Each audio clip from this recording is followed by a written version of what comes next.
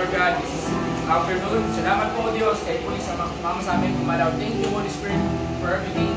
We bless you, Lord. Thank you, Jesus. Amen. Ayan, inaanyayahan ko po bawat isa sa atin na muli at sambahin natin ang ating Panginoon na buhay.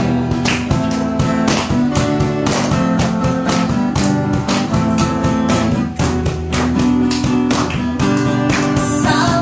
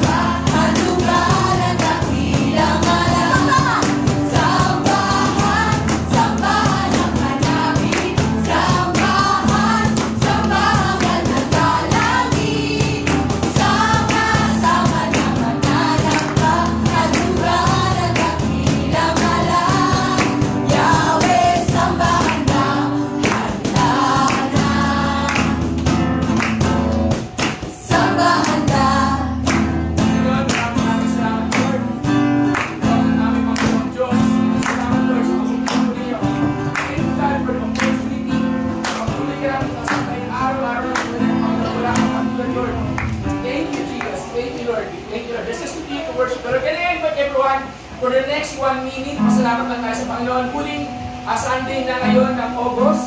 So right now, next Sunday, September na. Why not let's give thanks sa Lord sa buwan na matatapos ulit, sa bagong buwan na darating. Come on everyone, open your lips. Pasalamat tayo sa Panginoon. Panginoon Diyos, maraming salamat po. Sa bagong buwan. Salamat Lord. Oh, oh.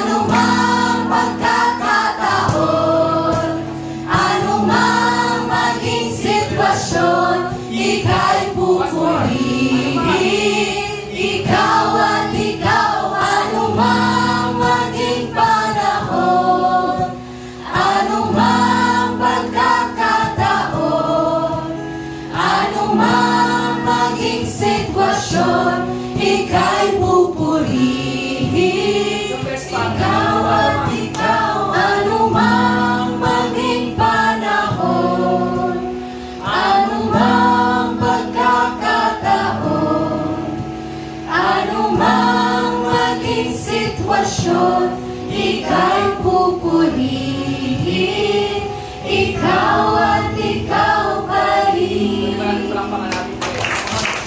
Sabi po, sabi ng yourself, find yourself, tatlo, apat, just let's pray for one another at this very moment. Alam namin, kami naliligo sa office dito. But God is good. Lord, thank you, Jesus. Group yourself. Then,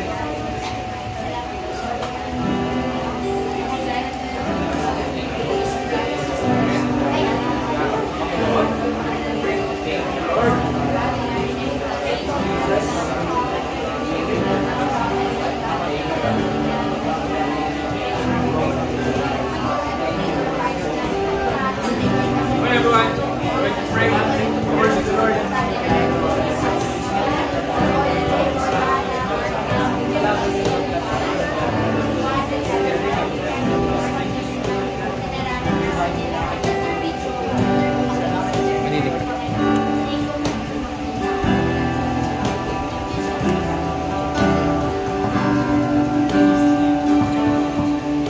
Sumingin walang liwanag na buos ng daigdigan mula sa kawalan,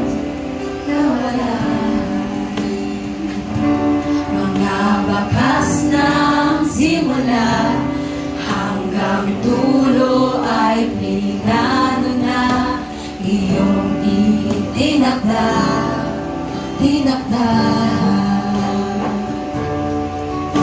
Sumibol ang liwanag na buo sa daigdigan mula sa kawalan.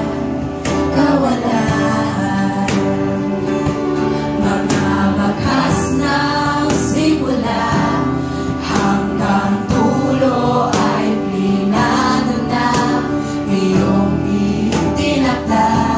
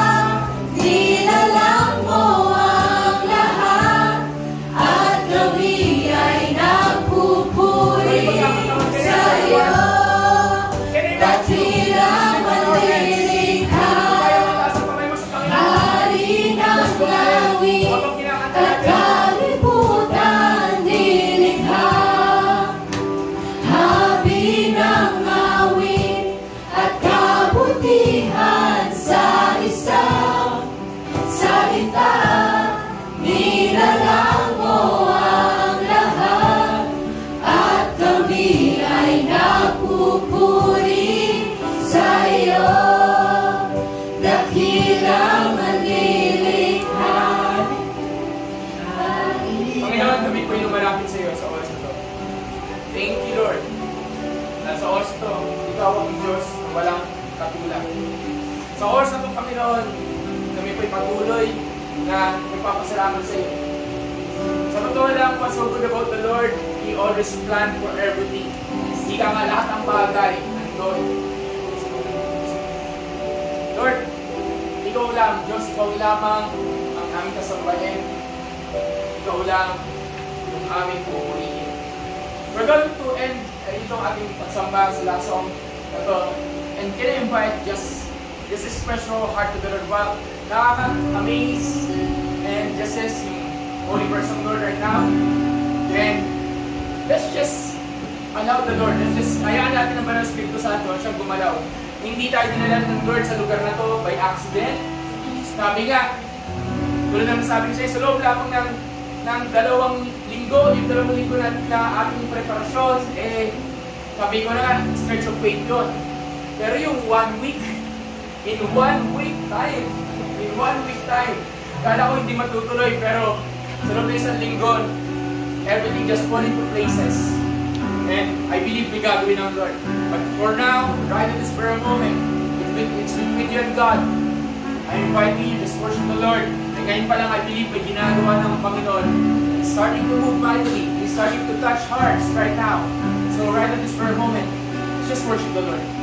Let's just worship Jesus.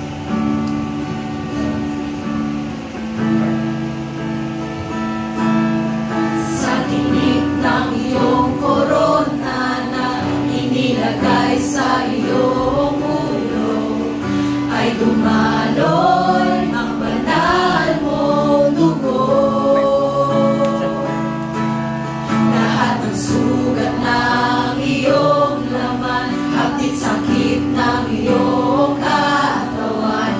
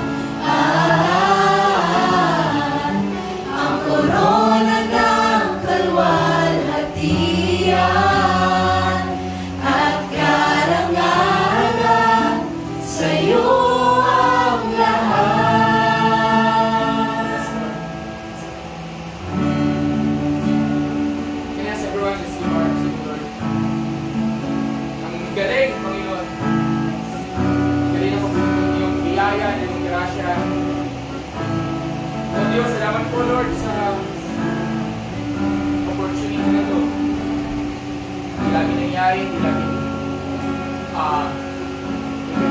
moment.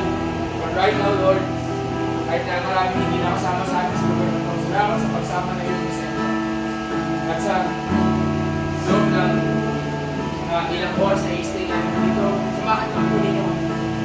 At ayaan po ninyo ang iyong banal na Espiritu Santo, ang siyang lumakap, ang siyang magbago, ang siyang mag-remind sa amin.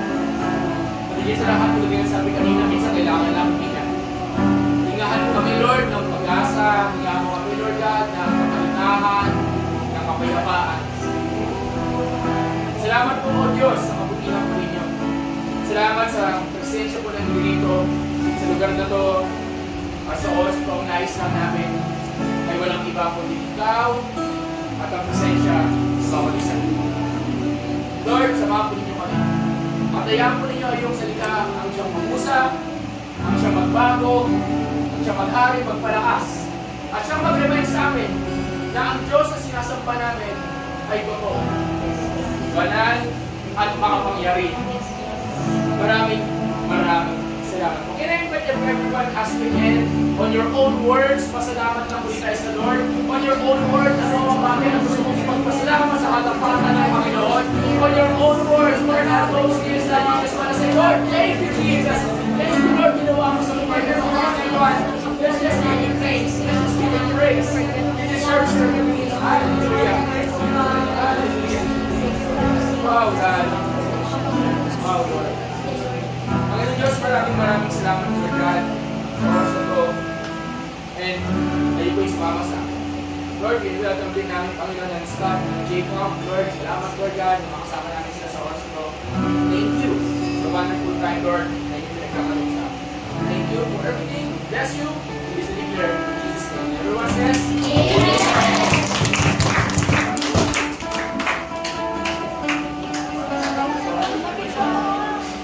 Yan, welcome po sa staff ng Jacob. Wala tayong offering, no? Okay.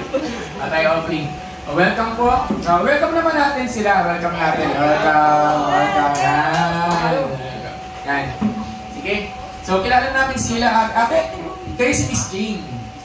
Miss Jane. Okay. Kayo nakachat natin si. Yan, okay. Yan po.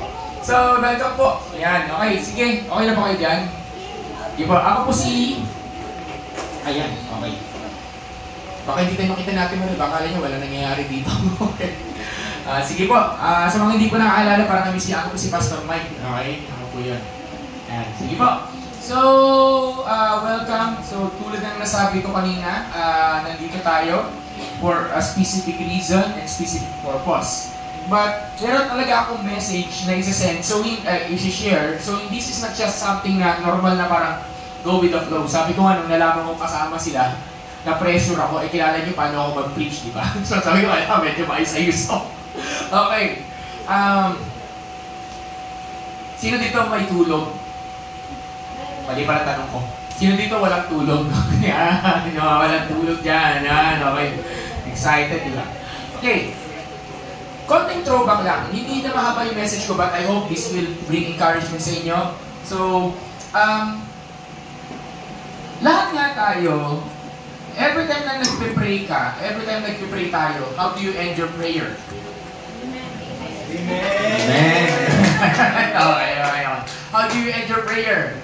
Nag-i-amen, di ba? Amen. Okay. Tapos, every time na after mo mag-worship, madalas, nag-i-amen ka. Pag meron kang ina-agreehan sa salita ng God, na kunyari, preaching, ano respond mo? Amen. Amen din, di ba? Hindi naman yes, di ba? Amen. Okay. So, survey lang. Sino sa atin, malalaman niyo mamaya kung bakit. Sino sa atin ang madalas magsabi ng amen? Amen. Di ba? Hindi mo mag-pray, kahit kasi nagpe-pray ka, magbabayad ka ng pamasahe. Bigla mo sinabi, Lord, pamasahe po. Di ba? Sino dito pag hindi ka mag-pray, ang dami mong maya-maya nag-i-amen ka, tingnan mo yung katabi mo. Yan, di ba? Lahat na lang po, amen, di ba? Di ba? Okay. Ay, Pastor, paano yun? Kung hindi naman amen, mas maganda na magsabi ka ng madalas ng amen kasi magsabi ka ng madalas na negative words. Tingnan mo yung katabi mo. Ano ang madalas mong lumalabas sa bibig mo? Ano?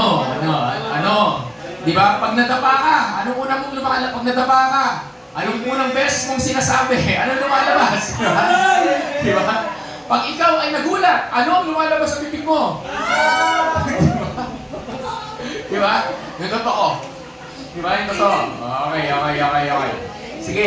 Okay, wala matutulog. Yugigin nyo yung mga tulog. Yugigin nyo. Okay. Ayan, yugigin nyo yung mga tulog. Okay. Eh, mag-alala mamaya, wala na yung antok ninyo. Okay, game. Kasi, what's so good about the Lord is this. Sabi doon, unless you understand something, unless you understand what's the meaning behind the things na pinaniniwalaan mo, yung mga bagay na yun ay walang kapangyarihan. Lego, mag-type ka pa rin. Diba? Okay. Unless maintindihan mo yung mga bagay-bagay, ang mga bagay na yun ay walang kapangyarihan. But meron lang ako simpleng isang Bible verse, Numbers chapter 6, verse 24 to 26. So, ito ay very familiar sa atin. Okay, ginawa ko ng tatlo to.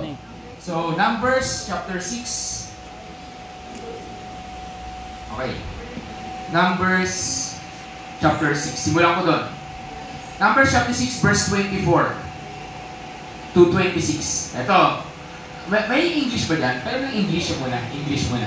English yan. Yan. Basahin natin sa English.